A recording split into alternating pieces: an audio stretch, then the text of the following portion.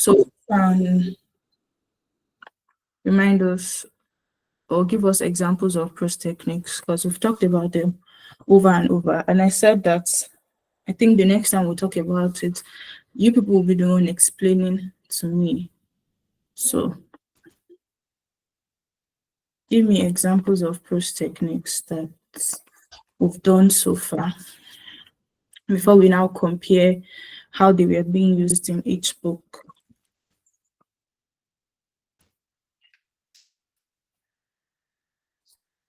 Oh yeah, now give me examples of prose techniques.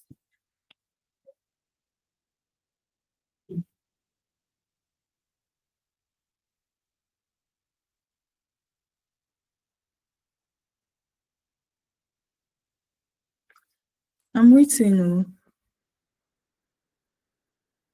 Give me examples of prose techniques that we've talked about prose techniques like more than 3 times now. Talked about imagery, foreshadowing like more than 3 times. So you should be able to give me examples of prose techniques in that authors use. So I'm waiting.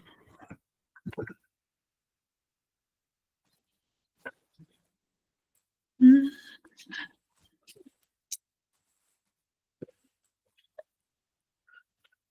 I'm waiting. No. Why is no one talking? I don't understand.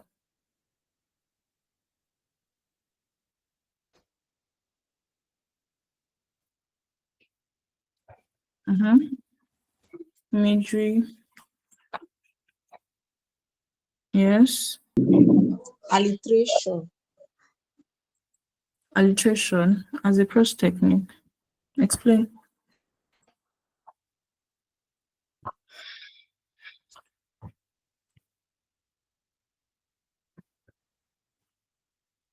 Explain now. I'm wasting time.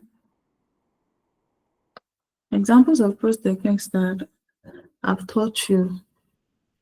Someone said imagery. What else? Flashback. Okay.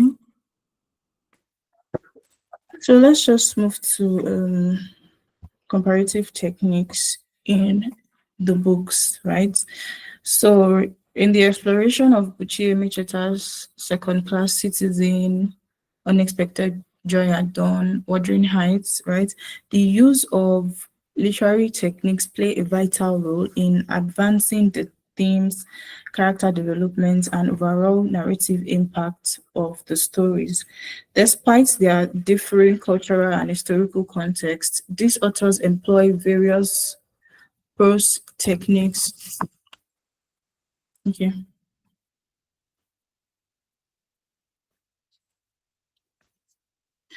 This can you see it clearly now?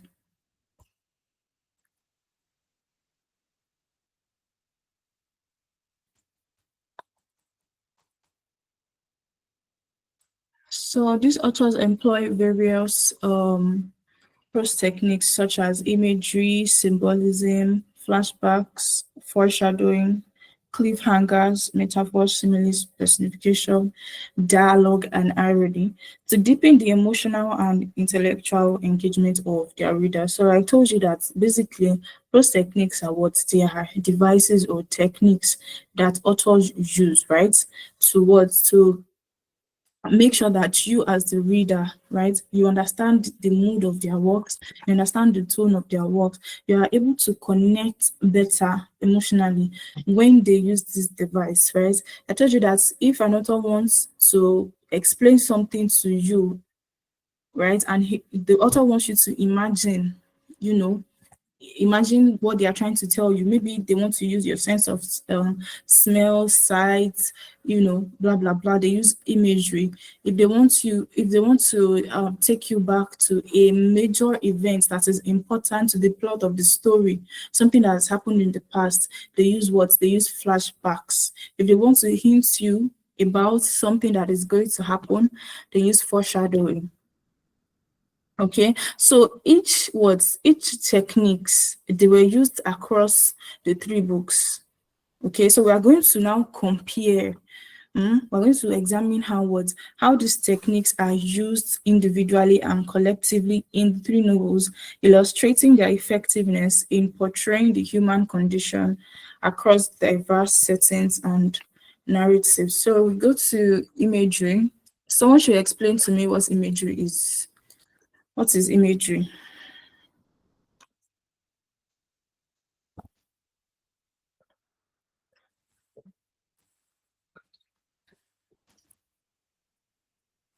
Someone should explain what imagery is.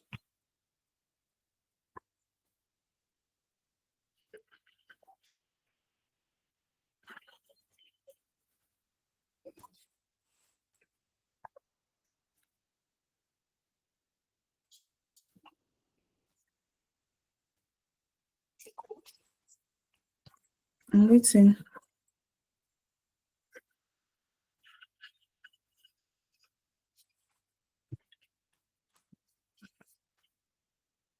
I'm waiting now. What is imagery? Who can define imagery for me? What do you understand by imagery? Vivid description. Okay. Yeah. Who else can try to explain what imagery is? What do you understand by imagery? Because I feel like we've talked about it over and over again. For you not to know the definition of what imagery is. So what is imagery? At least you need to know the definition now or the meaning before we now move to how it is used in.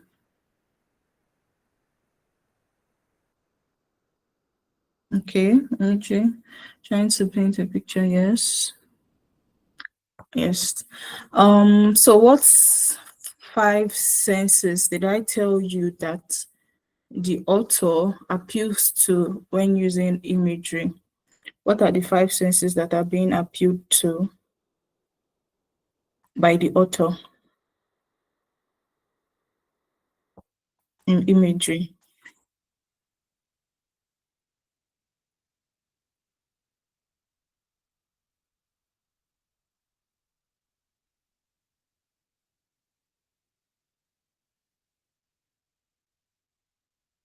Smell, sight, touch, smell. Okay, thank you. So the five senses are basically your normal five senses: the sense of sight, smell, touch, basically your five senses. So what the author does, right, is to use these five senses to try to paint a picture to the mind of the reader. I told you that it is trying to what is trying to describe something. The author is trying to make you use your imagination so you can understand whatever it is that you are writing.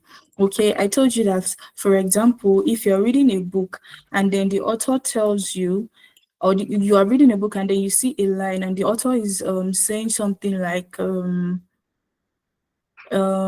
ice cream melted in my mouth. Okay, that is using the sense of what, using the sense of taste to try to paint a picture to you as the reader, because automatically when you're reading that line you imagine that maybe you imagine that ice cream is in your mouth, it's melting, blah blah blah.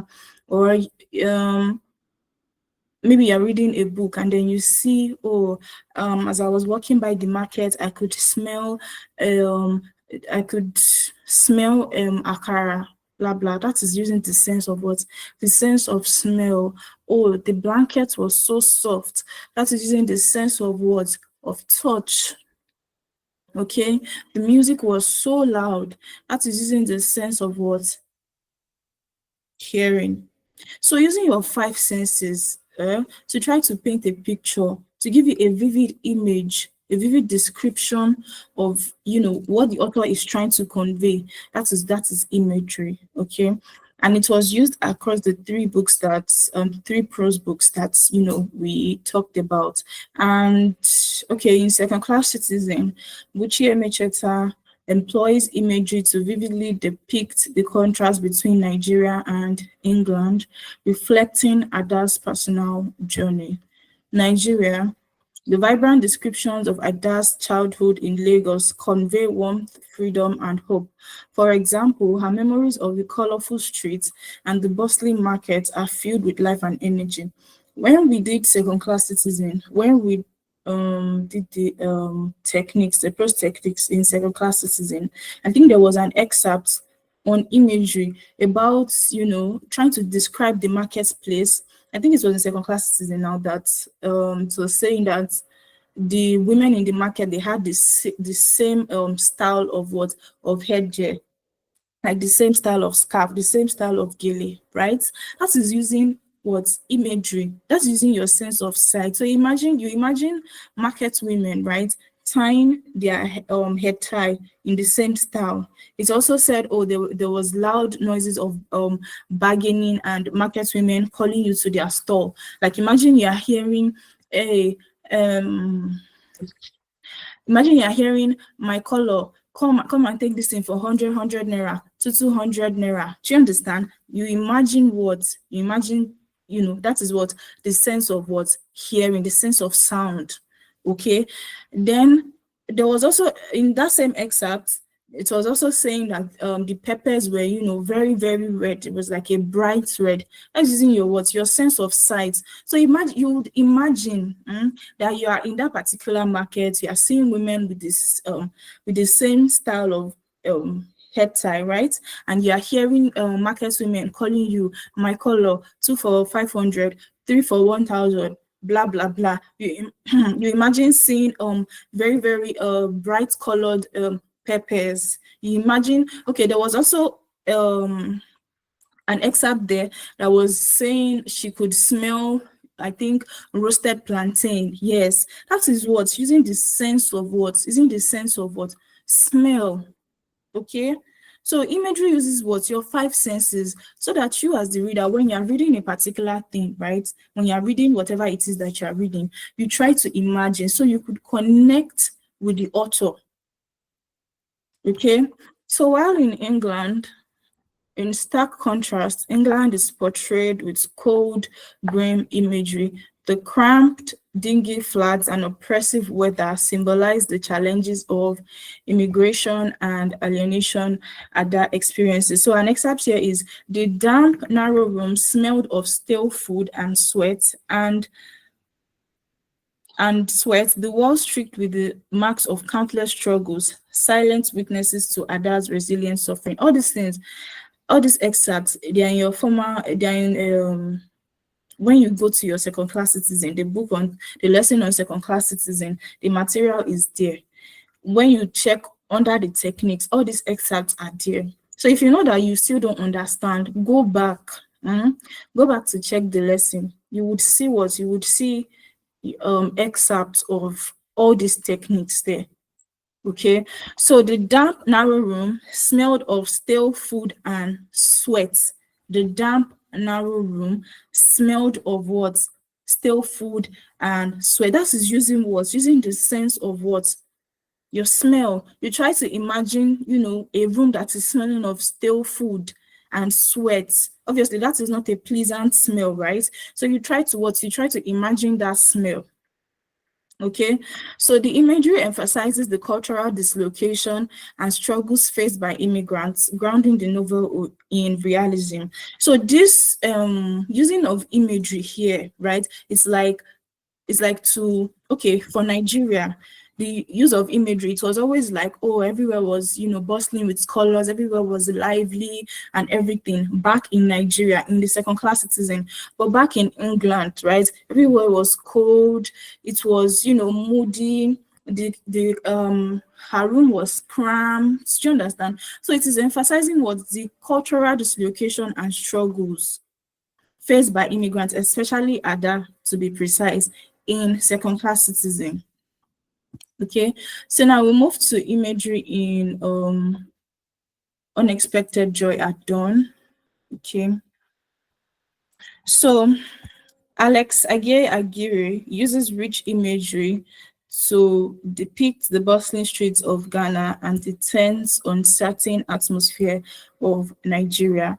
Ghana, the imagery captures the vibrancy of urban life with vivid descriptions of crowded markets, bright fabrics, and the smell of local foods. In Nigeria, the tone shifts to darker, more foreboding imagery, reflecting the challenges of migration and the threat of political instability. Scenes of border crossings and refugee camps are described in stark, unsettling detail. Okay, so what this is trying to say is that, um, imagery was used to what? To express or to convey how the atmosphere of both Ghana and Nigeria is, right? I told you in a particular excerpt when Nitaki went to a particular, like, what's the name of this thing? Lagoon. Yeah. So he went to this particular lagoon, and there was an excerpt that was saying that it was, smelling of, dirt, smelling of, it was trying to depict like a very, very bad smell. That is the use of what? The use of the sense of smell. Okay, just saying the place was dirty, the place was rough, the place was looking tattered. That is what? The sense of what? Of sight. While, in Nigeria, right? The tone shifts to darker, more foreboding imagery, reflecting the challenges of migration and the threat of political instability. Scenes of border crossings and refugee camps are described in stark, unsettling detail. So, he used imagery to express how, how brutal the border crossings are, right? How people were killed, how the refugee camps, is. All these things, they are in what? When you go to each book, when you go to each lesson, when you check the techniques, all these excerpts are there. And that's the reason why I didn't even add excerpts, because I was thinking that it should, be a piece of cake, because we've done this like over and over again. So I felt like, what is the need of adding excerpts when you have excerpts in, like, under each book? Okay, but I think I'm going to be reading some, excerpts, so maybe you can understand better. An excerpt from Unexpected Joy at Dawn. The border station was a chaos of voices. A chaos of voices. That is what? Your sense of hearing, sense of sound. Okay? The desperate and the determined pushing forward in a sea of human anxiety. Okay? The air was thick with the smell of sweat, dust, and roasting plantain. That is what, using the sense of smell, you try to imagine what, try to imagine you're in a place, and the place is smelling of what? Of sweat, it's smelling of dust, and it's smelling of what? Of roasted plantain. Okay, so imagery is just using all those five senses, right, to explain something, to like give you a vivid description, so you can use your imagination to understand what the author is trying to say. So, okay, imagery in Wuthering Heights. So Emily Bronte's use of imagery is highly poetic and gothic, focusing on the natural landscape and its emotional resonance. The moors, the wild, untamed moors, are described with vivid imagery, symbolizing freedom and passion. Words like stormy, wind-swept, and endless evoke a sense of danger and raw emotion. The houses, Wuthering Heights is depicted as dark, brooding, and chaotic, while Churchcross Grange is orderly and refined. The contrast in image reflects the themes of nature versus civilization. So what you're trying to say is that here, use imagery in, the description of the houses. In Wuthering Heights, I've explained over and over that Wuthering Heights, it was described as rough, right? It was described as unwelcoming.